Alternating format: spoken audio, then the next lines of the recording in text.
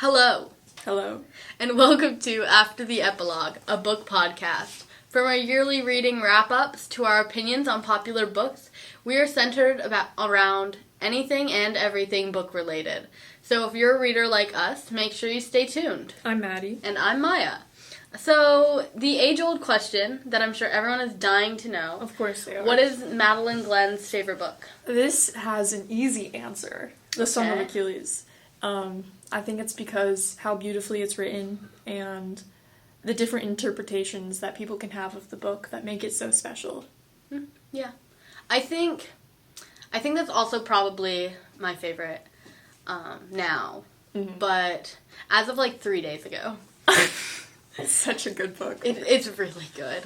It's the first book I actually shed real tears over. So fun fact. Yeah, fun fact. But to say something different, I will say A Clockwork Orange. I love that book. It's one that made me really think, and then, yeah, it's just really well written, and it makes you think a lot about the morality of man, whether reform is actually possible, and the logistics of it all, and then, yeah. I think books like that are important. Mm-hmm. Yeah. They're important to society. Yeah. Just in general. That's why we have classics. Yes, literally. Yes. What are some of your reading red flags? Oh, God. I really like breaking the spine of my books, because I feel like if you don't break the spine, or this is gonna, mark that you've already read the book. Aww.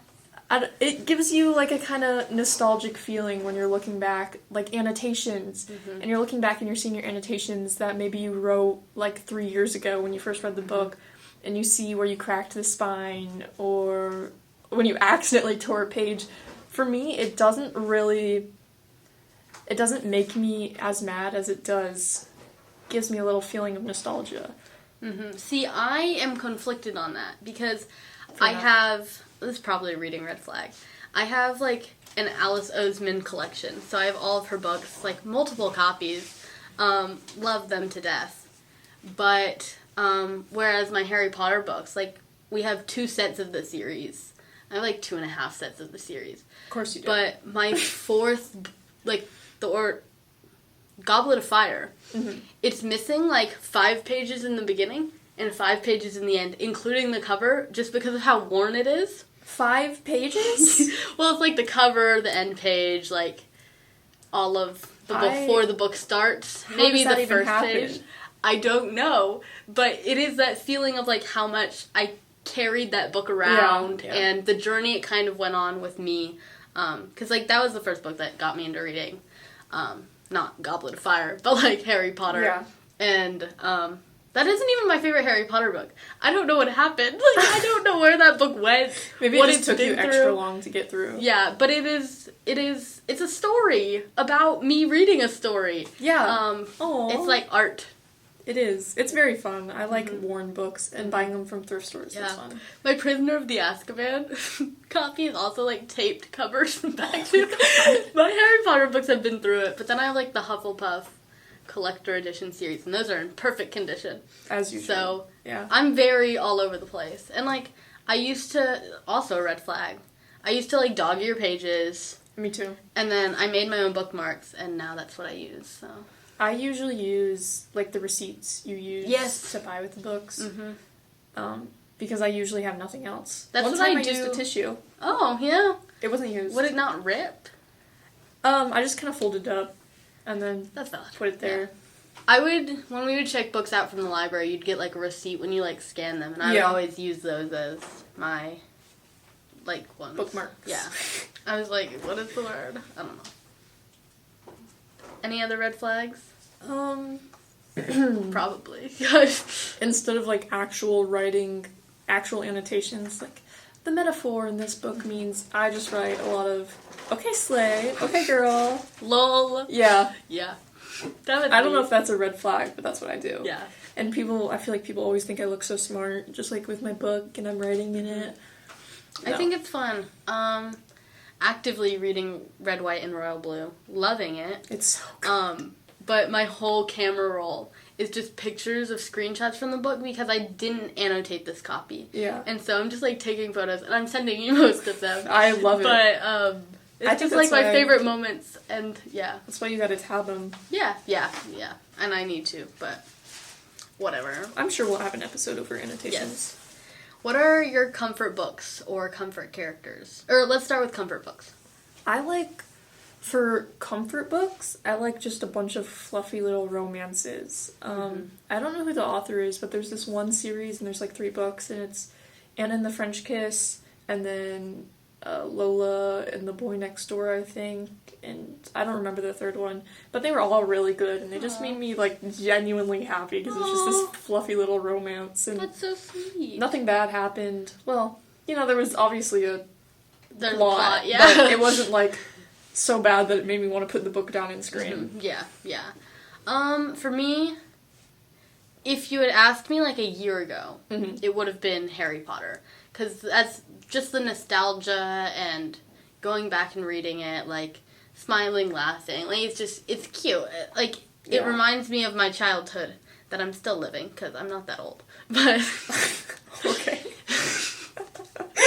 but now, Heartstopper. Like, Oh, 100%. my God. Like, I will pick up those books, flip through them all of the time. Heartstopper is also so fluffy. I love it. Like, I have my whole Alice Oseman collection, obviously.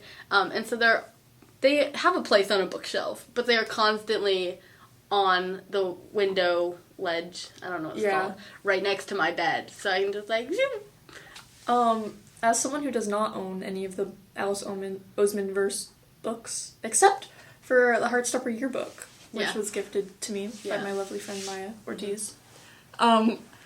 That is something I've read multiple times on Webtoon, on her website, and I've watched the show, God, more times than I can say, because I would just watch it and have something to smile at. I think it's the only show I've, like, actually rewatched fully multiple times. It's the only show I've rewatched more than twice. I've rewatched it 3 times. I watched it with myself. Like, I would genuinely I watched it alone. I watched it with a friend, like, 2 days after I watched it. And then I watched it with my mom. And, yeah. I would genuinely go home and rewatch the entire series every single day for That's so funny. over 3 weeks straight. Aw. Yeah. That's Yeah. I don't know whether that's insane or, like, aw. Maybe both. Heartstopper is very special to me. Yeah. I feel like it has a special soft spot in everyone's hearts. As it should. And I think it's because... It made your heart stop. Oh my god. We're gonna go on a rant about Heartstopper. Okay, yeah, we do need to stop. We'll have a whole episode about Heartstopper. Alice Oseman, Heartstopper, or whatever. Yeah. We will. Stay tuned. What's next? Comfort characters. Oh. Quickfire. Patroclus. Oh, yeah. Yeah. He makes me so happy. He's so cute. And he's like a good little moral compass. And he's so dramatic. I love him. Yeah.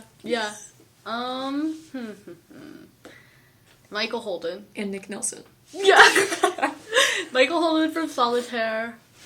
Go-to. Remus Lupin. Harry Potter. And then... trying to think. There was one more, but I forgot it. I'm trying to think of, like... Oh, and I think maybe Alex from Red, White, and Royal Blue. Oh, I feel like it's too fresh for me yet, because we're still reading it. I think he is becoming a comfort character. I do like how we're on opposite ends of the spectrum with them. Yeah. Because I'm more of a... I like Henry more, you like Alex more. Yeah. I think that's cute. I don't know. We are perfect partners for this podcast. Yeah, exactly. That's why we're co-hosts. Yeah. Anyways. Made for each other. Exactly. Aww. Yeah. So we have a lot more episodes to come. I think one of the episodes we're going to do pretty soon is... The Song of Achilles? Yes. Red, White, and Royal Blue? Achilles review, Red, White, and Royal Blue when we finish it. Oseman verse. Yes. For sure. So those are some things coming, and then we're also going to talk about some of the reading red flags, cover design, book to movie adaptations. Yes, we have tropes. We have a lot. We have a lot planned. We have years worth of content. Yeah, stay tuned. We have years worth of talking points. So we have years worth of talking too. Yeah, I sure hope so. Thanks for listening to this episode of After the Epilogue. I hope you stay tuned. We have a Twitter. It's After the Epilogue Podcast on Instagram and Twitter. And then Maddie is a book talker. Yeah. So, I guess it'll be somewhere on the screen because I don't really want to spell it out. We can put it in, right? That's doable. Yeah. Okay. At here. So we'll have updates there too. We might do lives there. I don't really know. I think that's a possibility. Mm-hmm. Yes. And then updates and behind-the-scenes information on Instagram and Twitter for sure. And then After the Epilogue is hosted and produced by Madeline Glenn and Maya Ortiz. So yeah. Thank you. Have a good day. Yes.